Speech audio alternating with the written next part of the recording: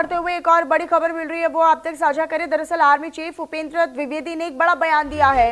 उन्होंने पाकिस्तान को चेतावनी दे दी है, नक्शे में रहना है तो आतंकवाद को रोकना होगा। उपेंद्र द्विवेदी ने चेताते हुए पाकिस्तान को कहा है दो टूक, पाकिस्तान को आतंक खत्म करना होगा। पाकिस्तान सोचे भूगोल में रहना है यानी नक्शे में रहना है या नहीं रहना है, ये उपेंद्र द्विवेदी ने कहा है। तो देखिए, उन्होंने हालांकि इसमें जिक्र भी किया कि ऑपरेशन सिंदूर 2.0 भी लगातार जारी है और अगर भारत को ये एहसास हुआ कि फिर से इस तरह के ऑपरेशन को चलाना होगा तो फिर किसी प्रकार की कोई रियायत नहीं, किसी प्रकार में दो बार सोचा नहीं जाएगा और फिर पाकिस्तान को सोचना होगा कि उसे नक्शे में रहना है या नहीं।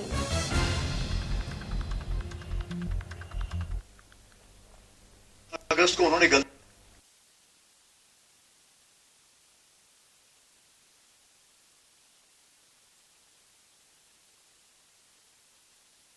जैसे आपको पता है टेररिस्ट टारगेट तो 9 टारगेट हम लोगों ने नियुक्त किए थे और इस टारगेट में ये हमने यकीन किया था कि इसमें कोई इनोसेंट नहीं खत्म होना चाहिए और कोई मिलिट्री टारगेट को भी हम नहीं उस टाइम डिस्ट्रॉय करना चाहते थे। हम टेररिस्ट टारगेट को डिस्ट्रॉय करना चाहते थे, टेररिस्ट टारगेट में जो ट्रेनिंग देते उनको डिस्ट्रॉय करना चाहते थे और जो उनको इंडोक्ट्रिनेशन करते थे या उनको तरबियत देते थे, जिनको हम बोलते हैं कि उनके आका, उनको डिस्ट्रॉय करना चाहते थे।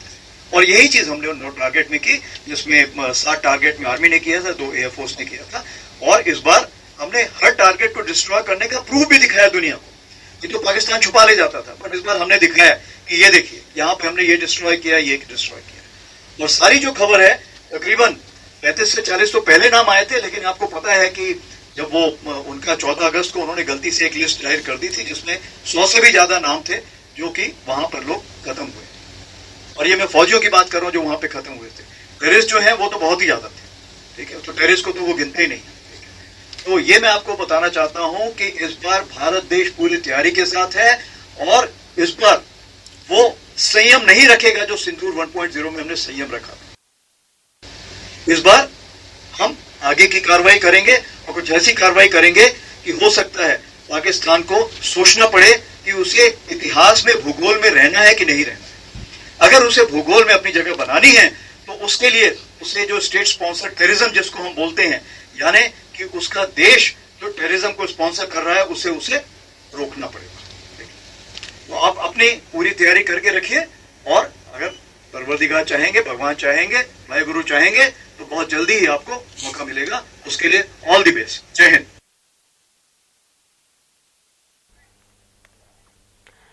तो ऑपरेशन सिंदूर को लेकर वायुसेना प्रमुख ने बयान दिया। दरअसल पाकिस्तान को कीमत चुकानी पड़ी, वायुसेना प्रमुख ने कहा है। उन्होंने कहा है कि ऑपरेशन सिंदूर को इतिहास में याद किया जाएगा। पाकिस्तान को पहलगाम हमले की कीमत चुकानी पड़ी, 200 किलोमीटर अंदर घुसकर जवाब दिया गया। वायुसेना प्रमुख ने कहा आगे कि पाकिस्तान को ऑपरेशन सिंदूर से भारी नुकसान पहुंचा है। पाकिस्तान के 5 F-16 जबकि JF-17 फाइटर जेट गिराए गए, ऐसा उन्होंने दरअसल बयान दिया और कहा कि पाकिस्तान को तो भारी नुकसान ऑपरेशन सिंदूर के दरमियान भारत ने दिया है। तो भारतीय वायुसेना प्रमुख ने ऑपरेशन सिंदूर को लेकर बड़ा बयान दिया और ये कहा अपने बयान में कि इस ऑपरेशन के दौरान भारत ने अपने सभी रणनीतिक लक्ष्य को पूरा कर लिया, जबकि पाकिस्तान को युद्ध विराम की मांग करनी पड़ी। उन्होंने कहा कि दुनिया ने ये देखा कि भारतीय सेनाओं की संयुक्त कार्रवाई से यानी ज्वाइंट ऑपरेशंस ने किस तरीके से दुश्मन को झुकने पर मजबूर कर दिया और पाकिस्तान भी झुकने पर मजबूर हुआ।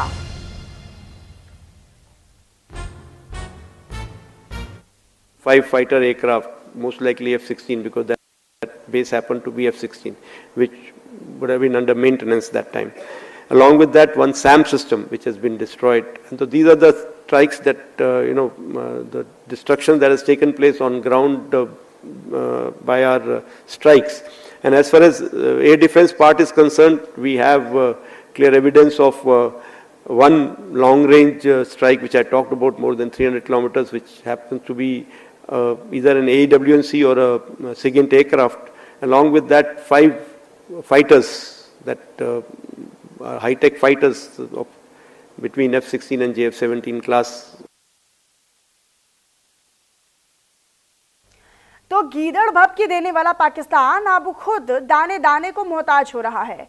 दरअसल पाकिस्तान की अर्थव्यवस्था हाशिए पर है और आम लोग भूख, आर्थिक तंगी और बेरोजगारी से जूझ रहे हैं। 24 करोड़ आबादी में से करीब 12 से 13 करोड़ लोग तो गरीबी, हिंसा और राजनीतिक असंतोष की मार झेलने पर मजबूर हो रहे हैं। तो वहीं दूसरी तरफ टीटीपी और बीएलए के आतंक से सुरक्षा संकट भी वहां पर गहराता जा रहा है।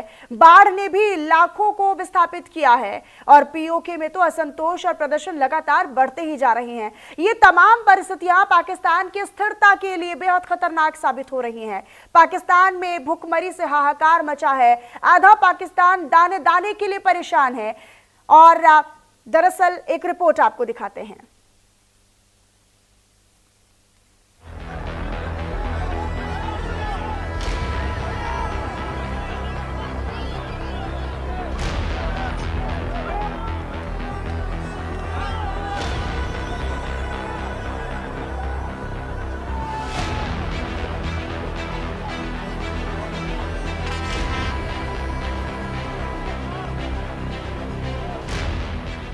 पाकिस्तान में हालात इतने गंभीर है कि देश की करीब आधी जनसंख्या लगभग 12 से 13 करोड़ लोग भुखमरी और गरीबी की कागार पर खड़े हैं।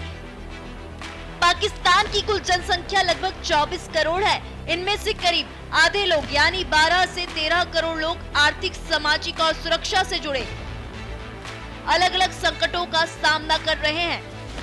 बेरोजगारी, महंगाई, शिक्षा और स्वास्थ्य जैसे मुद्दे जनजीवन को प्रभावित कर रहे हैं। बेरोजगारी, महंगाई, शिक्षा और स्वास्थ्य की कमी के चलते लाखों लोग अपने परिवार के लिए पर्याप्त खाना जुटाने के लिए संघर्ष कर रहे हैं। वर्ल्ड बैंक के मुताबिक बीते 3 सालों में पाकिस्तान की गरीबी में 7% का इजाफा हुआ। 50% जो पाकिस्तान की आबादी है वो गरीबी रेखा को छू रही है। जरा सोचिए, जिस मुल्क के पास खाने को दाना नहीं है, आवाम को 2 वक्त की रोटी नसीब नहीं हो रही है। जनसंख्या लगभग 24 करोड़ है। आधी आबादी संकटग्रस्त है। गरीबी दर 40% है। खाद्य असुरक्षा 3 करोड़ लोग। बेरोजगारी में 8.5%, युवाओं में 20% से अधिक है। बेरोजगारी आबादी 5 करोड़ से अधिक है। बाढ़ प्रभावित 20 लाख से अधिक लोग हैं। पाकिस्तान के विभिन्न हिस्सों में सुरक्षा चुनौतियां लगातार बढ़ रही हैं।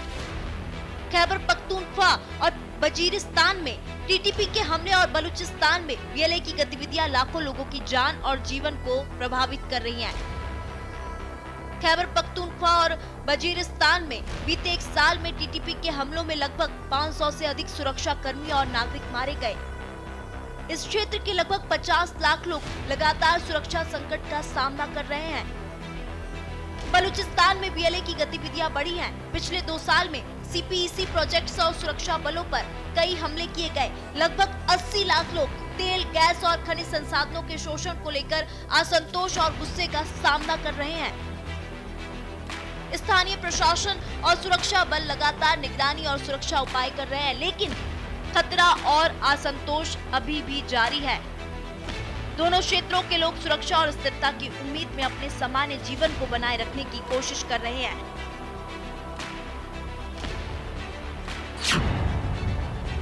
खैबर पख्तूनख्वा और वजीरिस्तान में टीटीपी के हमले।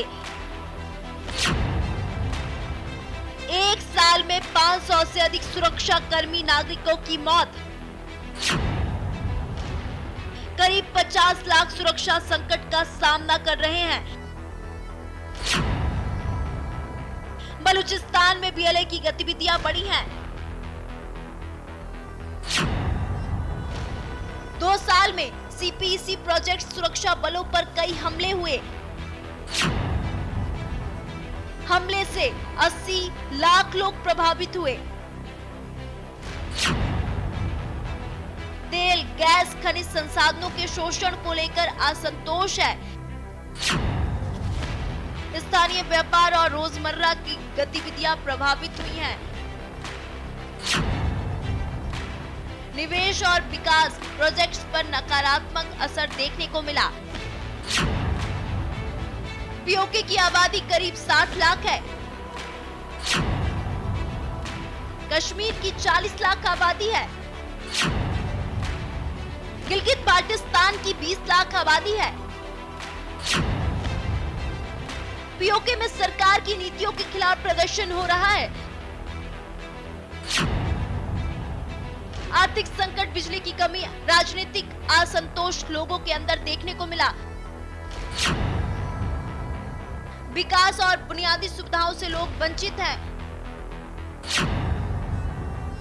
3 दिन की हिंसा में 12 लोगों की मौत हो चुकी है। पाकिस्तान की जनता के लिए आने वाला वक्त बहुत अधिक बुरा होगा। गरीबी और अधिक बढ़ेगी, कारोबार ही नहीं है, महंगाई बहुत अधिक है, बिजली और गैस के बहुत अधिक दाम है, टैक्स बहुत अधिक है, हर आदमी परेशान है। जिस मुल्क की आवाम हार मान चुकी हो, उस मुल्क का भविष्य क्या होगा, शायद ये बताने की जरूरत नहीं है। मगर हैरानी इस बात की होती है कि लाचारी, बेबसी के बाद भी पाकिस्तान हिंदुस्तान से बराबरी की बात करता है। लेकिन हकीकत क्या है, ये खुद पाकिस्तान के हालात बता रहे हैं। Bureau report, news India. और फिलहाल इसी खास रिपोर्ट के साथ रुक रहे एक छोटे से ब्रेक के लिए खबरों का सिलसिला यहाँ लगातार जारी है।